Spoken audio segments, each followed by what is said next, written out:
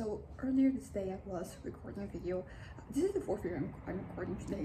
I know I'm excited, I have energy, so I think this is more likely to happen.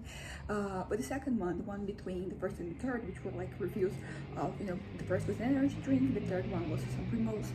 I was talking, but I ran out of storage, so I didn't finish my thoughts.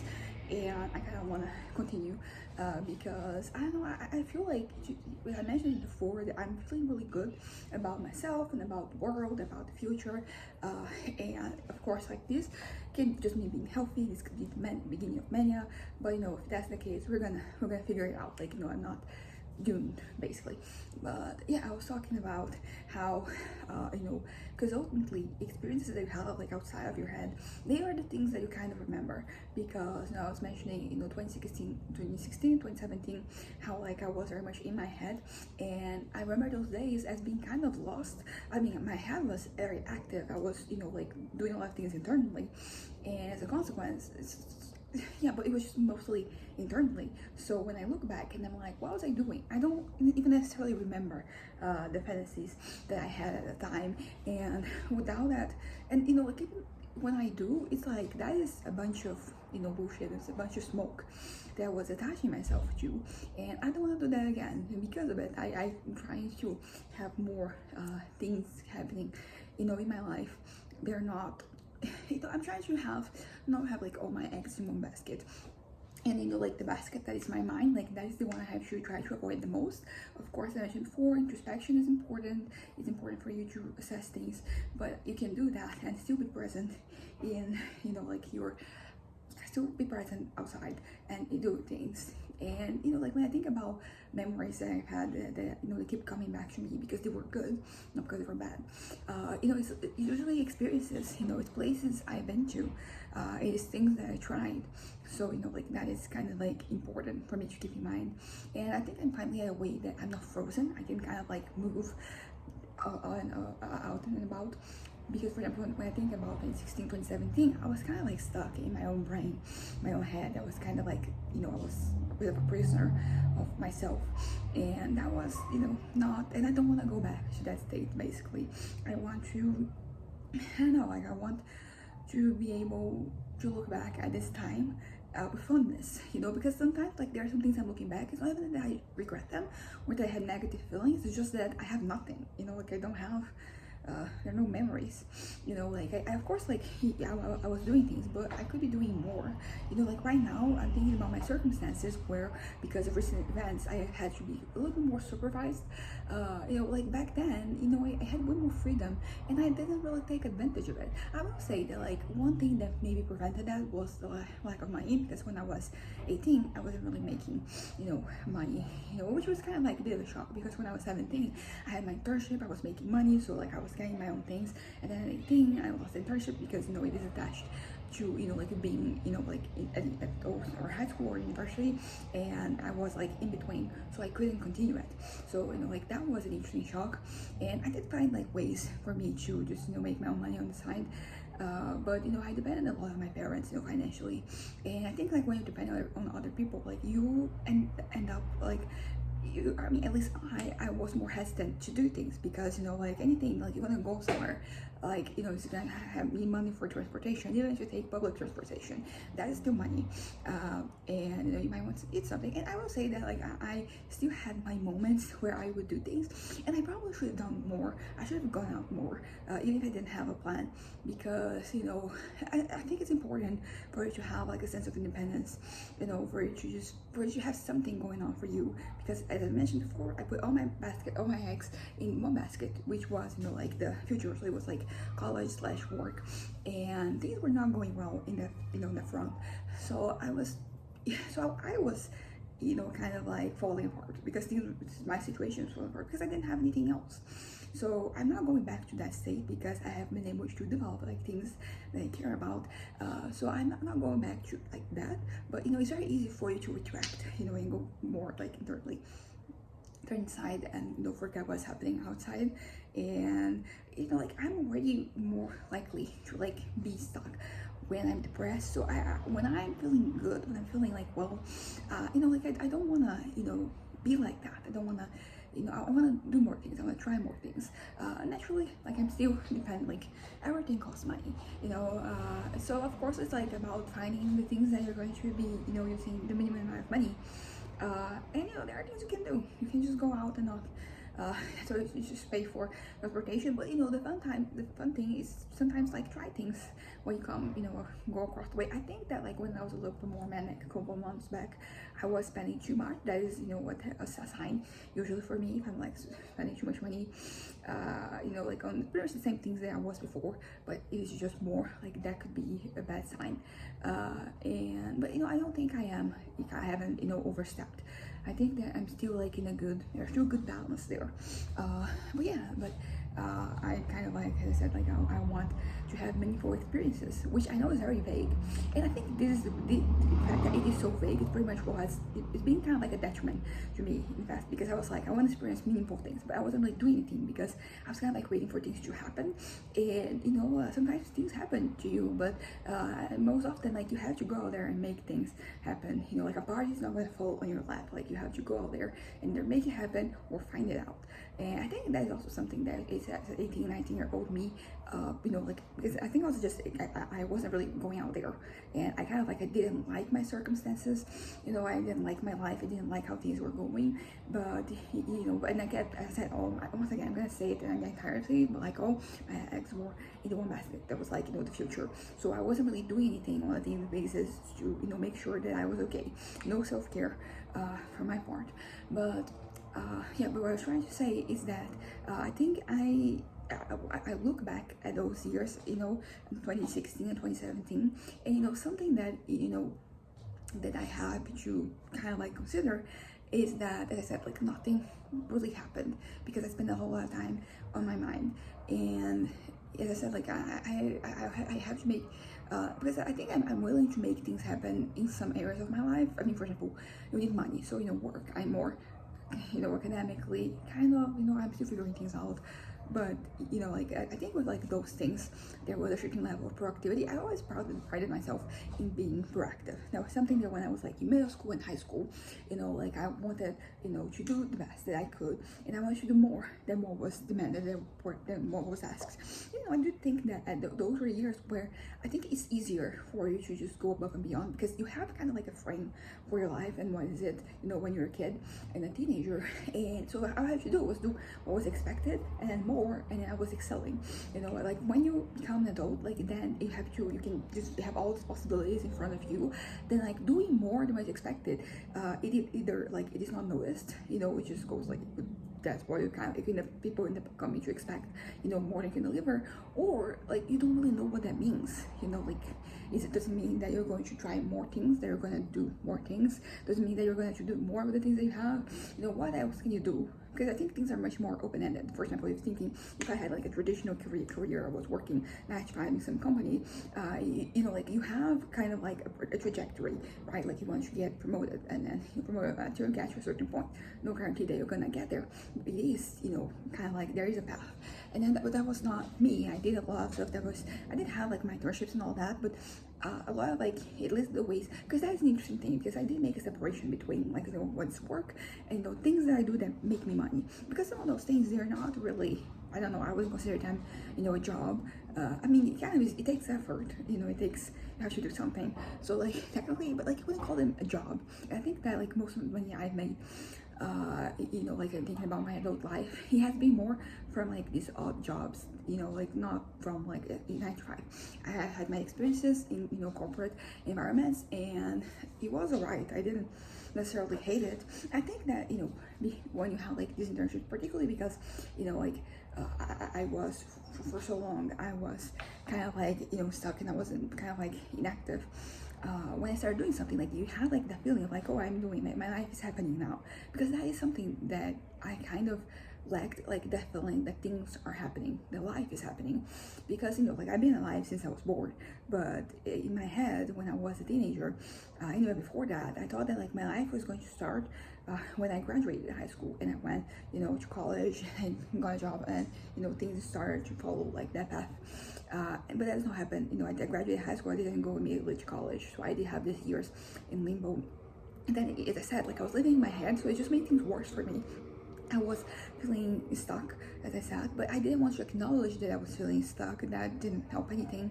And as I said, like I had these plans, I had these desires for myself, for my life, and they never really concretized. And that's okay. Like right now, I'm fine. You know, I'm like, yeah, I'm my life. You know, I'm trying to look. I think that I've been able to improve because I looked at my life negatively for the longest time, but like I don't want to have these negative feelings because they just make things worse for me. If I'm well, like they make me unwell, and if I'm unwell, they make me even worse. You know, like, and they get certain ideas in my head I don't want to have. I want to tread lightly when it comes to that. So sometimes instead of focusing on something positivity, focusing on neutrality, it also helps. So right now I'm pretty, although to be fair, like as I said, mentioned earlier today, like I am feeling good. I'm feeling good these days. I'm feeling like things are happening. I'm not feeling, I don't know if like I can say my life is happening, because what does that mean? Because I'm still unsure about where I'm going. But I've been able to learn to appreciate things, even if I don't have a path, you know, established for me, which was very important. Like that was something that took a lot of effort from my part, and also, but like a development that like really improved my life, like my quality of life, you know, considerably. Because you know, like as I'm figuring things out, I need to still be well and to still exist. And I don't know, I think that right now, like of course, like these feelings, they have to be tested, because right now I'm feeling well, so it's easier, for everything feels, you know, easier, feels like simpler. And you know, like I feel like I can, you know, get everything I want. But that's the thing, I can get everything I want, but what do I want? Because I need to know so I can really assess. Because sometimes, you know, when I'm thinking about things I want in a fantastical level, like that is not happening. And that is also like, it's always like a good example, you know, like something for me to just get in my head, that once again, like I need to make things happen. You know, stop waiting for things to occur. And I mean, I understand the reason why I have like this more passive approach is because I'm still figuring out. I don't know what the what is. You know, I'm walking. I don't know where this path is. Or I don't know where I'm getting at. But you know, it's important for me to just keep walking. You know, every day is a new step, and you know, like every day is important, basically. So like I should neglect, you know, like having joy, you know, on a daily basis. You know, I have to have moments of happiness. Otherwise, I'm kind of just, you know, like I'll kind of like I'll crumble down, you know, I'll wither away, and that's not what I want. Because as I said, I'm trying to maintain myself at a certain level of wellness, and it could be well, because I mean, you're thinking like, oh well, so like you aren't too great. And as I said, once again, I don't necessarily have to aim for positivity always. Like neutrality is great. Neutrality is sometimes like all you need. Because for example, I was talking about the other day, you know, me and my relationship with my physical appearance, and how I have, you know, been kind of like unsatisfied for so long, and sometimes I'm still, and this is a whole thing. I have like, you know, things that I mean, everybody has things that they wish they could change, or that they don't really love about themselves. And you know, like I don't need to get to a point where I'm loving everything. I think that, you know, neutrality can be great, can be good enough at times. And this is something that when a couple of years back, when I put on weight because of medication I was taking, I hated myself, like not me personality, like personally, but just like my physical appearance, and that was making me sick, you know. So you know, so loving myself was hard, but you know, like just being okay, and not even like not thinking about it. I mean, I know it's hard not to think about things, but if you can get to like that point, then you need to be kind to yourself, basically. Like that is something that has been kind of like emerged in my head, like for the longest time. Like I've been, you know, since as long as you're doing therapy, like that is, you know, that is something that is mentioned, right? And I agree with it, but sometimes it's hard to actually make it happen, you know, like it's hard for that to occur naturally. You have to put in, you know, an effort, and sometimes you don't want to make that effort, because what you have is comfortable. This is something I heard the other day. You know, it's a different person, different context, but it got me thinking. Sometimes like it is easier for you to just live, you know, like in the example I have is depression, to be depressed, because as I said, like I have, it's kind of like aimless, you know, like you're stuck there, and you know, like doing nothing is great. You know, of course, like if you're always doing nothing, then you get, you know, like tired of it. But like having these moments where you do nothing, like they're really important for you, for your development. So you know, like when I'm depressed, that's kind of like all that happens. It's kind of like I am on pause, and there's a way that I like to, you know, look at it like that. You know, like the world keeps going on, it doesn't stop, but you know, I kind of like it to stop. and that it is what it is, you know. Like, once again, I'm not trying to add, you know, look, because you know some things are easier for you to just look at positively. For example, like my ADHD, is, you know, it's not a disease, I guess you call it a disease, but like it's just your brain works differently, right? And it's the type of thing that I have been able to find like positives about it. You know, I have been able to you know, look at it as almost as an advantage at a certain point, or at least something that is endearing to me. You know, like, with I have ADHD, my brother had both my brothers have ADHD, my parents as well. So you know, like, we have a lot of like misgivings, but you know, they're fun. You know, like, I look at some times where like these situations happen and we are all, I guess, okay with ourselves, so like it just makes us laugh, so it makes life more interesting, more funnier, even, you could say. So that is something that I can look at, you know, my ADHD and be like, you know what, I'm glad that you know, I have ADHD. I think that, you know, I like the way I look at the world. I like the way my brain works.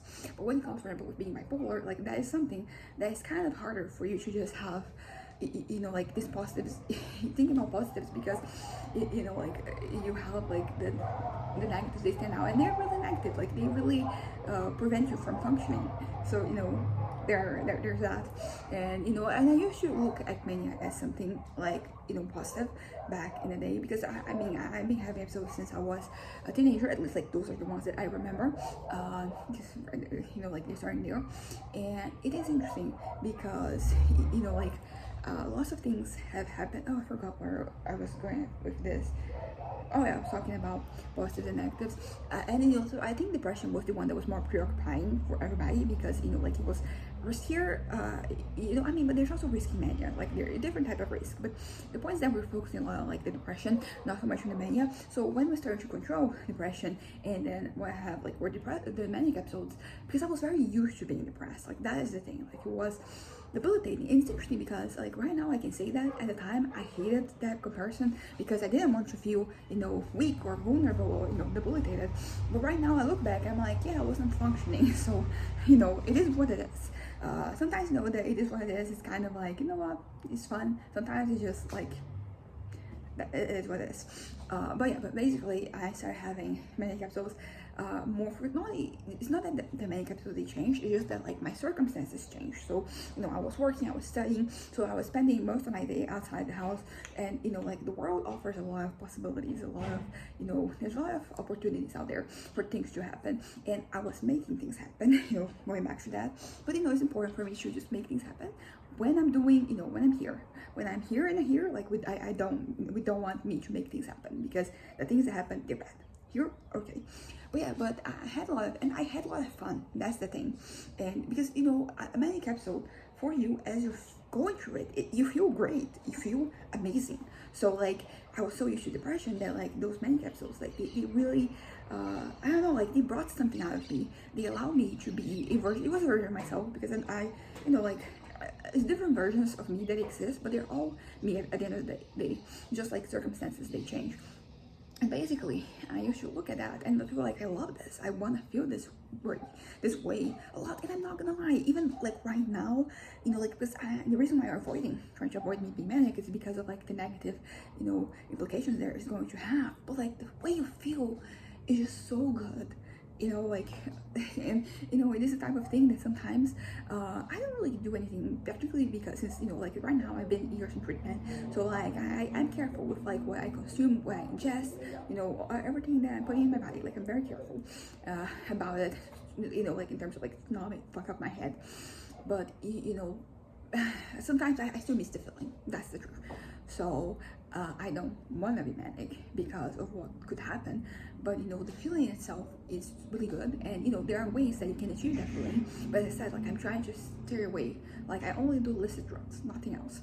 You know, I don't drink, I don't even, you know, drink coffee, and you know, energy drinks is just very sporadically. Although, like, I did buy 4 once, drinking one by day, and I'm splitting it with my dad, so I'm not drinking everything. But yeah, but what I was trying to say with all that I said is that I want to leave outside of my head, because I want to look back in the future to like these moments, and I want to be happy about this. You know, for example, I went, you know, I traveled with my mom and my grandma earlier this year, and then before that we traveled with my mom and my dad to, you know, my grandma and my mom was like, we went to Rio, and with my parents we went to the city. It's called Arraial da Ajuda. It is, you know, big city, touristic city, and we had these memories I had from those times, like they keep coming back, particularly the one from here. Like it was so exciting. I really enjoy exploring, which is not a new thing. It's something that I discovered properly, I think it was 2018, is when I kind of like started, you know, just being more outside, you know, like both out of my head but also out of the house, because that is also something else that I think in 2016, 2017 that it didn't really work very well for me. Is is that like I was very much confined here, and I will say that part of it has to do, you know, like I can't, you know, ignore the fact that like my parents would not feel like super comfortable, you know, with me just going places without, you know, like without, because I was young and, you know, naive and still learning the way of things. So there was that, but I do think that I could have done more. I could have gone out more, because I was going out still, you know, like both those years, like I had stuff to do and I went out and I enjoyed that, you know. I enjoyed the experiences. I enjoyed just the going out, and also like it's something that I end up learning is that it doesn't really matter where I'm going. I think I just like looking at things and seeing things and trying things and exploring. And as I said, like there are ways that you can do things without spending any money. But I think that because like I was living, you know, with my parents, I felt uncomfortable even like asking, even if it's just money for, you know, for me to take the bus or something. I didn't feel comfortable for a variety of reasons, you know, which I can explore right now. Like that is important, because, you know, like, I'm going tomorrow morning to my next you know, next therapy appointment with, you know, my old therapist. And last time, like I was just, I'm gonna get way more on my chest too. Really excited about this. And look at how fun it is. I'm excited about therapy. Like that's great for me. You know, I think that I was at this point for so many months that like I was not doing well. So like all I had to talk about were like the negatives, you know, me wanting to kill myself, me wanting to just end it all, to just not do anything and all that. And right now I'm doing well. So, but basically, you know, like when I think about this right now, it's interesting to say that I did not feel comfortable with my parents in general when I was 18 or 19. I never really had a rebellious phase with my parents. I had like a rebellious phase with like, you know, the church, you know, like the religion that I was inserted into. Like, so I did have these moments where I was like breaking away and I was creating conflict sometimes because I needed to get some stuff out there. But with my parents, it was, I never really had like those moments. Our relationship from the outside has always been, you know, well, although I will say that like when I was younger, I would very much like my dad. Sometimes like I would have these moments of anger, you know, that they would come over me, and you know, like a mostly chill person, my dad. For example, he's a very chill person, but he does have these moments of anger, and there's like a lot of moments of anger that he internalizes them. He does this thing where he bites his fingers are all calloused and stuff, and so I did the same thing pretty much, is what I'm trying to say. That, and when I was at the age 18, 19, I had already established the pattern that I was following, but I didn't know how to break free from it. And that's kind of like the case, but that's not the case right now. Right now I am good. I know what I'm doing. I'm feeling well. I can communicate properly. I'm assertive, not aggressive most of the time, and you know, it is what it is. But back to that, and some part of it is that I had that traumatic situation that happened, you know, the essay when I was 13, and that made me kind of like close myself off from the world. I just would push everybody away, and that included my parents. So like physically, we were still, you know, close. I still, you know, showed affection. We were still kind of like, you know what I mean. But you know, but like internally, I had lost, you know, like we were not, they didn't know me. They didn't know who I was, who I am. Like right now they know who I am, you know, but like it took many years first to get to this point. But it's interesting because I think because we're living under the same roof, it's easy, and like we're not, you know, we're mostly chill. Like, you know, like as I said, there were moments of anger. It was mostly like a convivial situation. You know, I wasn't thinking too much about it. But you know, something that I'm gonna talk about this with my therapist tomorrow.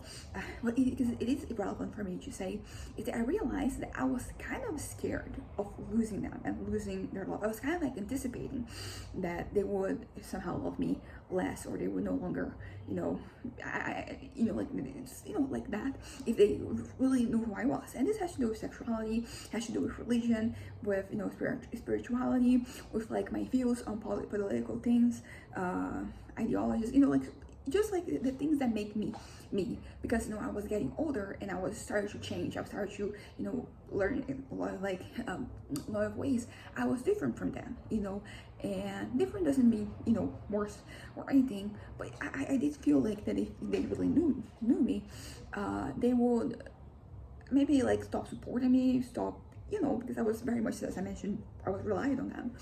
And that was, something that I didn't want to acknowledge that feeling, because it kind of like, it cast them in a bad light, because, parents that forsake their children, because of like this type of stuff, like they're not good parents, like they're doing, themselves, their children, the world at service.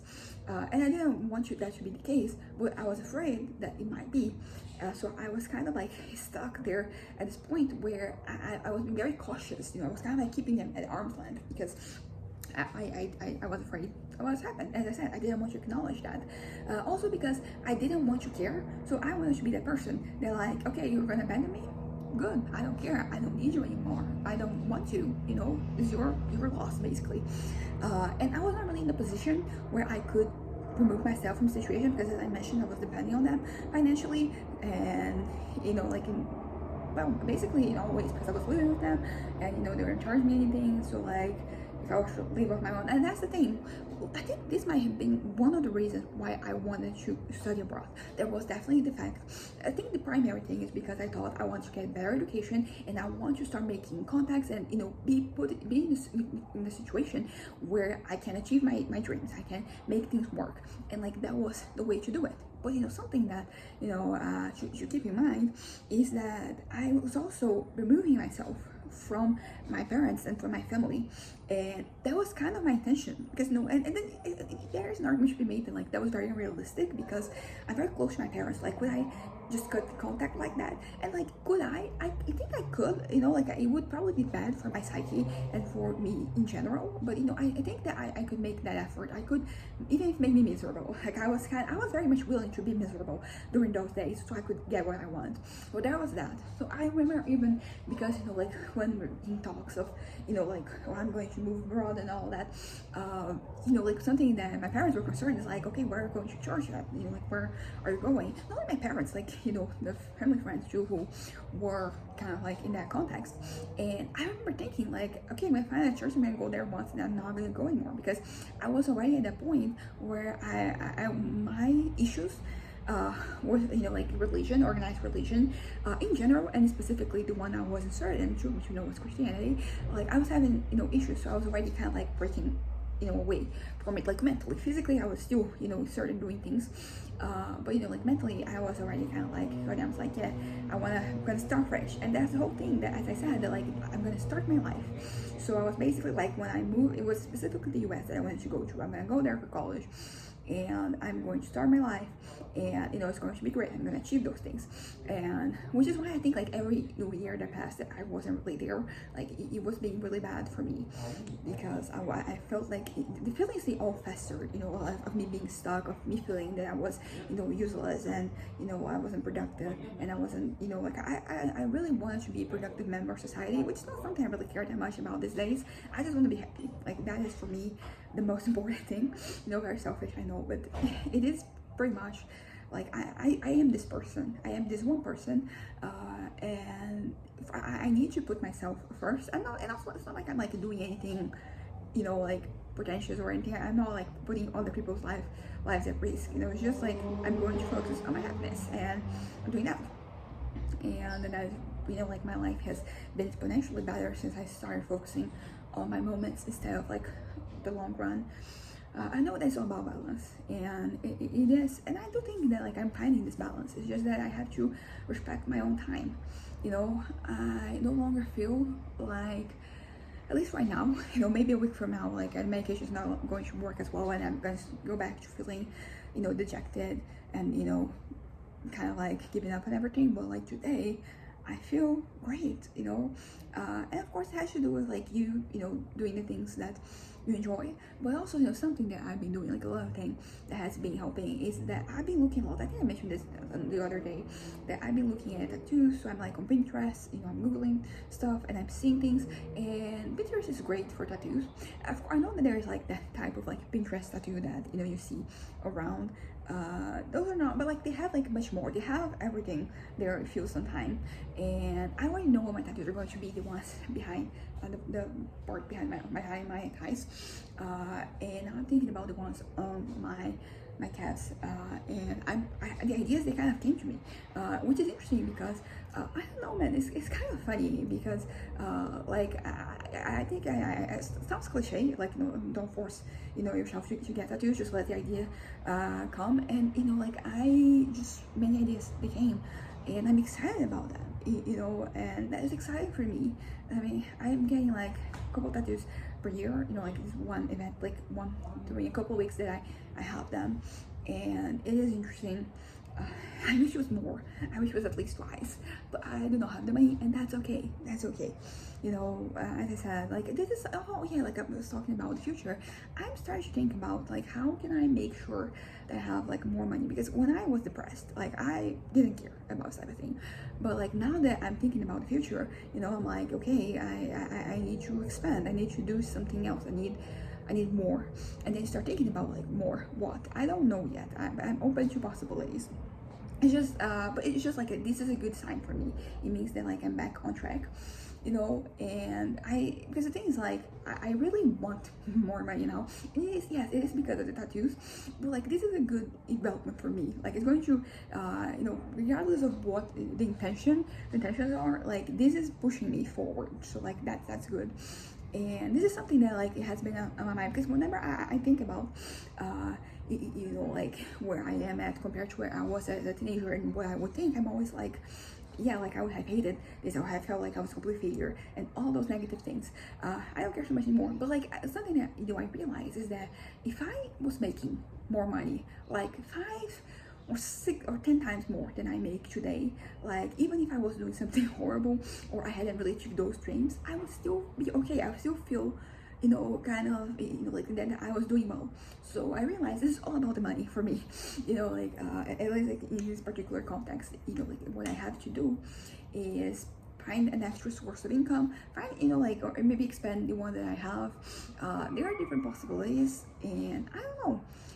But that's the thing, I'm excited to try, I'm excited to look for possibilities, because before, when I was depressed, I was kind of like, doesn't matter because I'll be gone in a week, you know, like that was very dramatic. I know I have a, yeah, that is something about me. Like, I don't think that I'm a dramatic person, but you know, I don't think I'm like super dramatic, just dramatic.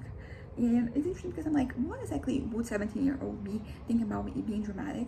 Because there are certain personality traits that, you know, when I think, I'm like, okay, I wouldn't want to be this, I would rather be this. But like dramatic is like, I don't think I had, you know, any thoughts on that. So I think that me being dramatic today doesn't really fuck up with, you know, like that idea, that mentality that I had.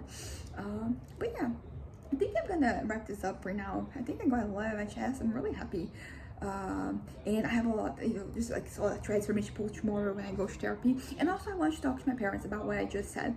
You know, I want them to know. So anyways, bye.